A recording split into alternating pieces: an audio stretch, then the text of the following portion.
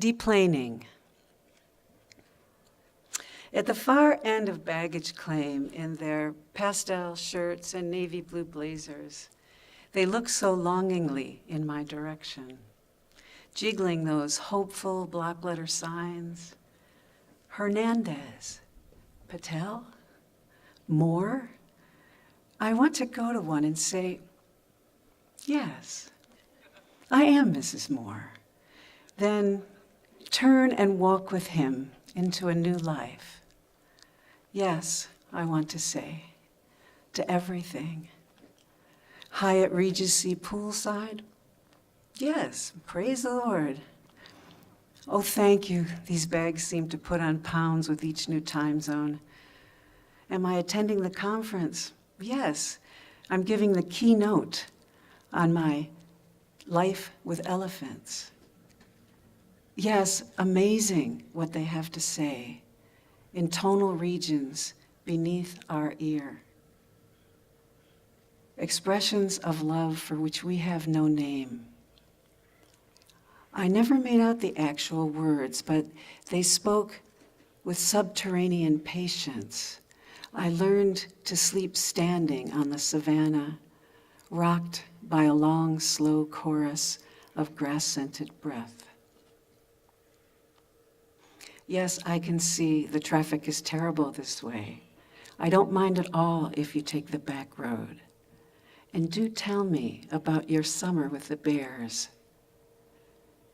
You slept with them, and one of them led you upriver where the salmon spawn, and you ate with him, and that fish still flaps in the pit of you, that fish you shared with the gleaming, slobbering dark.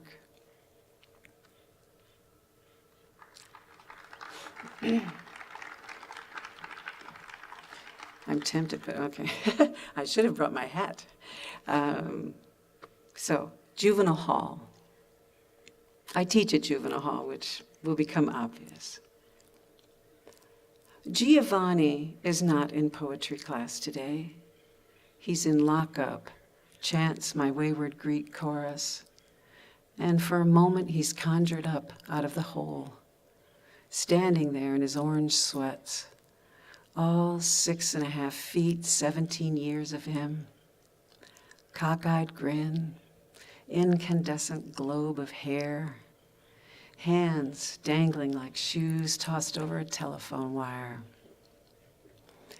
Funny how the freedom riders always gallop full steam into lockup, the ones whose poetry we love, who can turn the sky into rainbow trout, serve it up with a hot sauce of snow.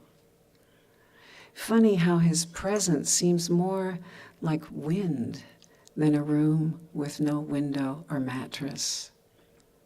More like a gust of laughter, so sweet and clear, even the guards close their eyes to hear.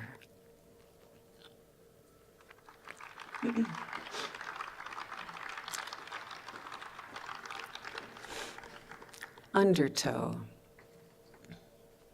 The great whales, they say, once cavorted on land, are their closest cousins, the dairy cow. And so these homesick bovines waddled back to the sea, foreleg morphing to fin, hind leg to fluke.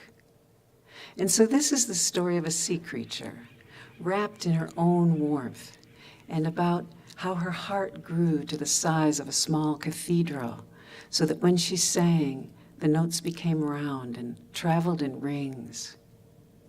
But first, this is the story of a cow, fed up on gravity and heat, heavy with barley and wheat, and about the call she barely heard in the murmur of the sea, so that her legs seemed to turn on their own and ginger her down over boulder and shale to the shore.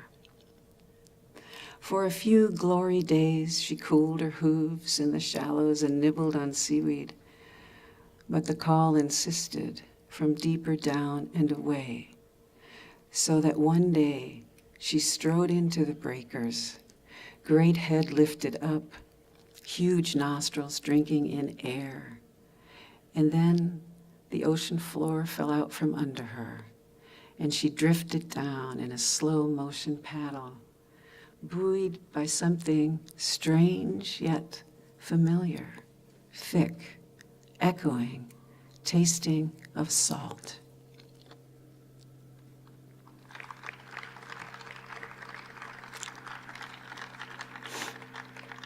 And my last one is Mary Magdalene faces the tribunal of quantifiable evidence and measurable outcomes. And actually, this is all in her voice, so it's not confusing. Yes, it is possible, I suppose, that he hypnotized us, and we only imagined ourselves in those silent depths.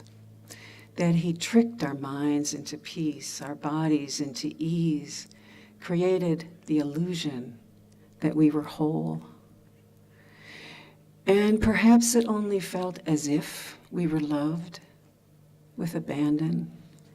He smelled like rain, and his voice made my bones hum like 1,000 dulcimers. Yes, I suppose it was only an imaginary wind that brought us to his feet and then blew us back into lives that are now somehow on fire. And I suppose one could make the case that he faked the whole thing, that he was just like the rest of us, tiny as a grain of rice in a bubbling kettle of stars. He may have only brought laughter to our days and dancing to our feet, only made it seem a blessing to be alive. No, sirs, I have nothing to show. None of us got rich or made ourselves a name. But at night I find my pillow is wet when I wake and think of him. Thank you.